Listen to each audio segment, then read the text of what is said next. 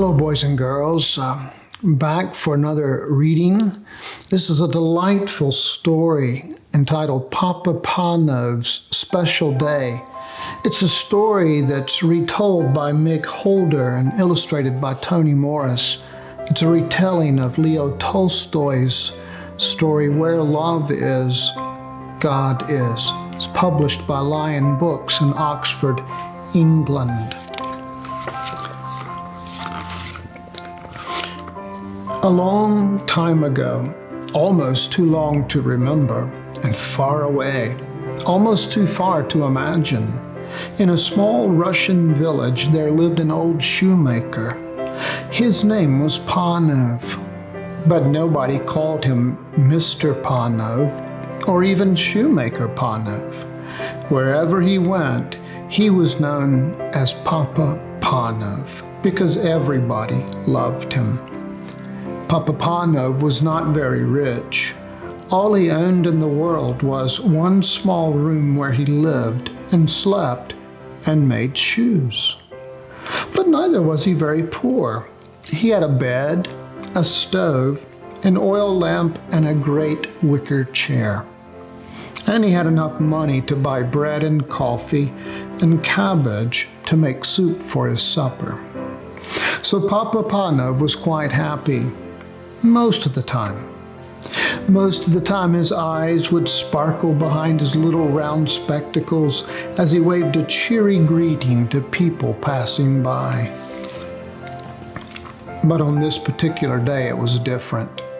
Papa Panov stood sadly at the window of his little shop and thought of his wife who had died many years ago, and of his sons and daughters who had all grown up and gone away. It was Christmas Eve, and everybody in the village was at home with their families.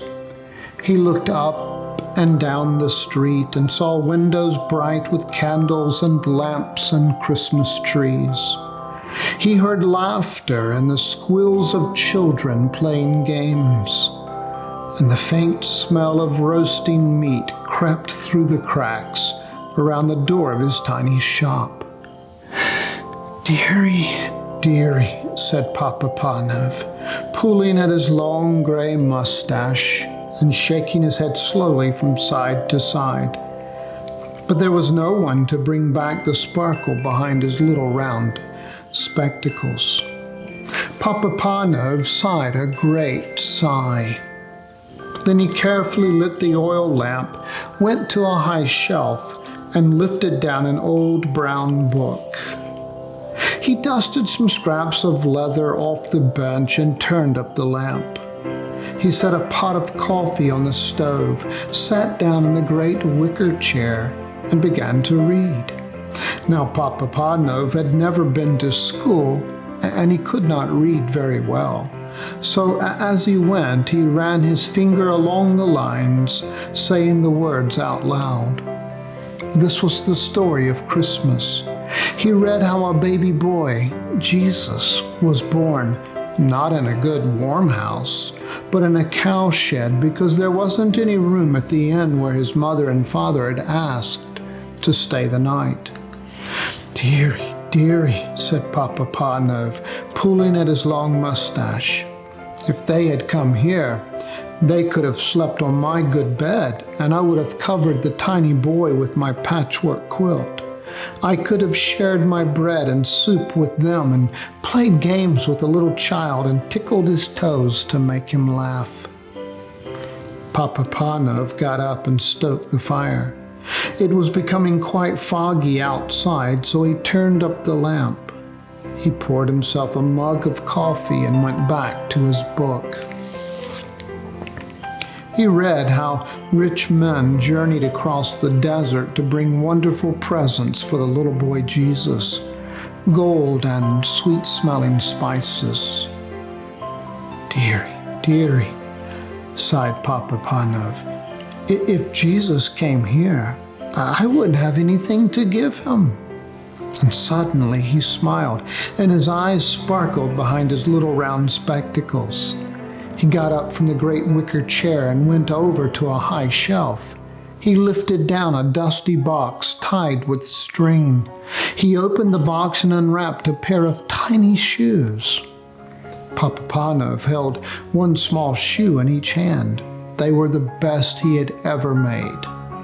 He gazed at them for a long time and then carefully tidied them back into the box. He lowered his old limbs down into the chair. "That's what I would have given the baby," he murmured. With a great sigh, he picked up the book once more. Now, whether it was the warmth of the room or whether it was because it was getting late, who can say? But it wasn't long before Papa Panov's bony fingers slid from the page. His little round spectacles slipped from his nose and he fell sound asleep. And suddenly, "Papa Panov," said a voice in the room, and the old man jumped. "Who is it?" he cried. He could hardly see without his spectacles, but there seemed to be no one there. "Papa Panov," came the voice again. "You wished that I'd come to your shop and you could give me a present. Well, look out from dawn to dusk and I will come." Then all was quiet. Papa Panov rubbed his eyes and sat up with a start. The stove had burned low and the lamp had gone out, but outside bells were ringing everywhere. Christmas had come. "That was Jesus," said the old man to himself. "Perhaps it was just a dream. No matter. I will watch and hope that he will visit me today. But how shall I know him? He was not always a little boy. He grew up to be a man. Some people said he was God himself." Papa Panov peered out of the window. "Dearie, dearie, I shall have to watch very carefully."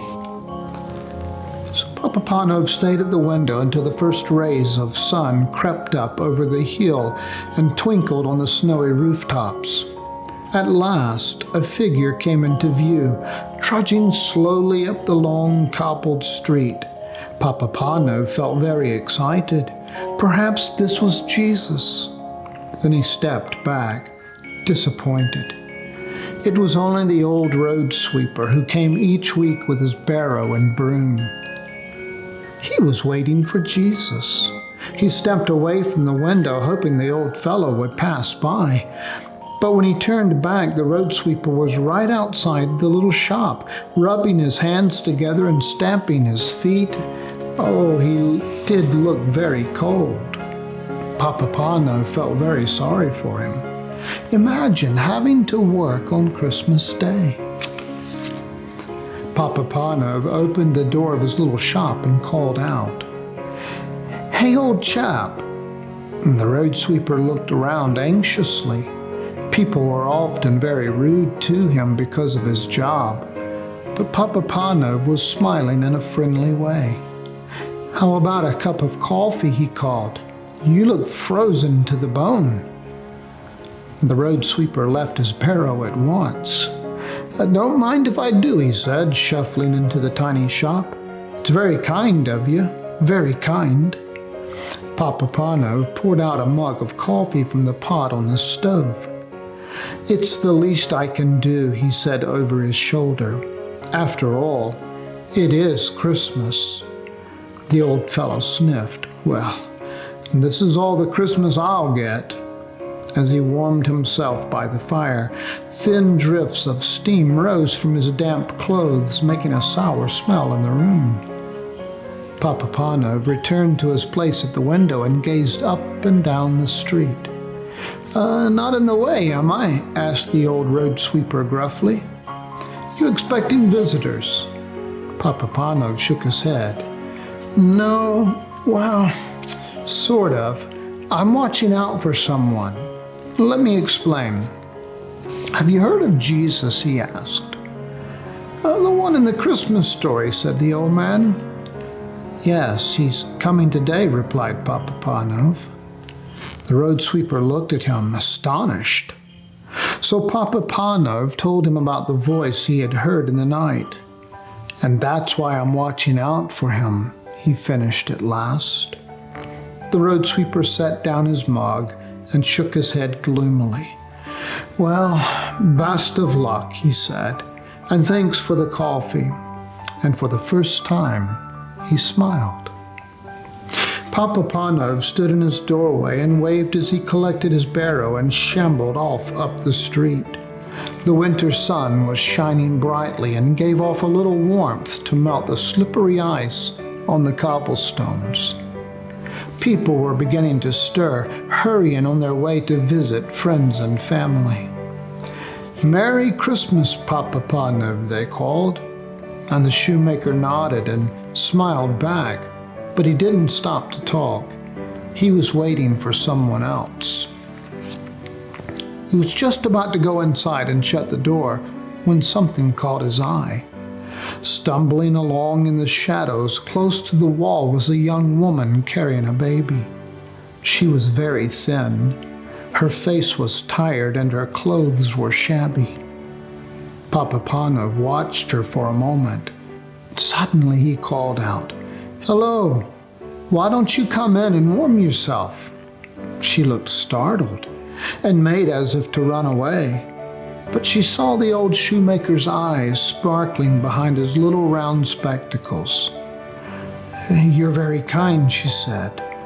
But Papa Panov shrugged. "No, not really," he said. "You just looked so cold. Have you got far to go?" "To the next village," she replied flatly. "About 4 miles.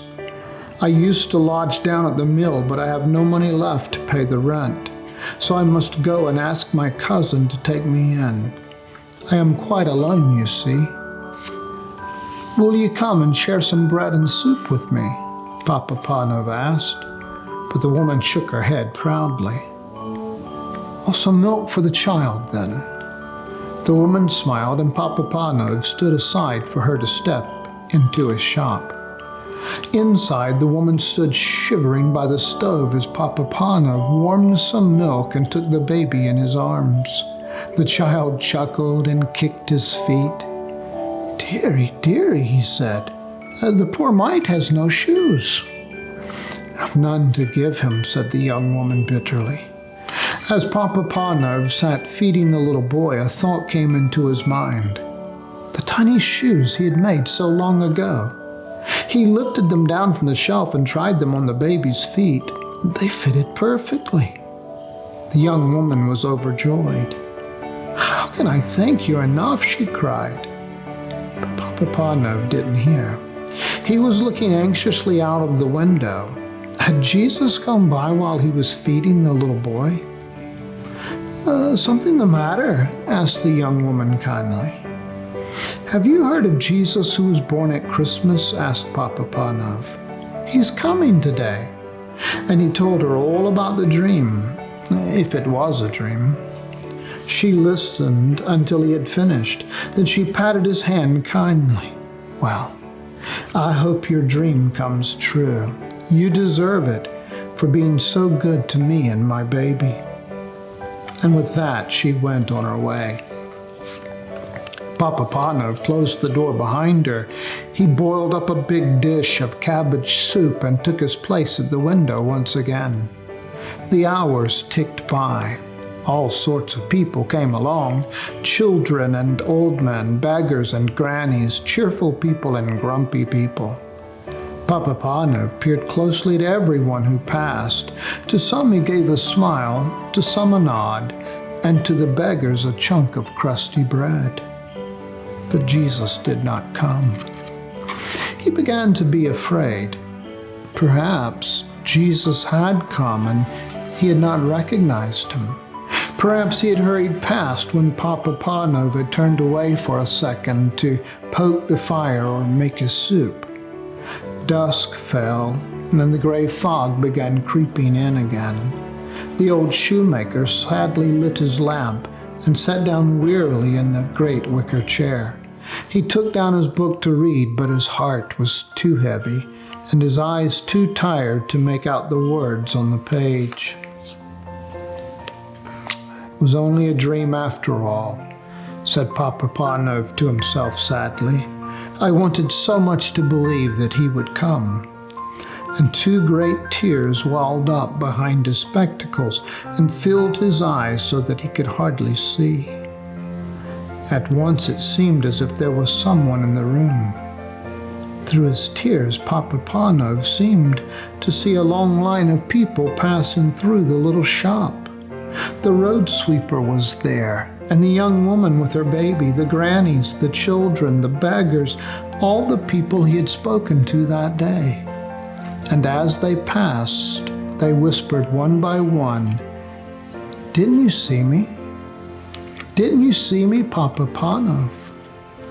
"Who are you?" cried the old shoemaker, struggling out of his chair. "Who are you? Tell me."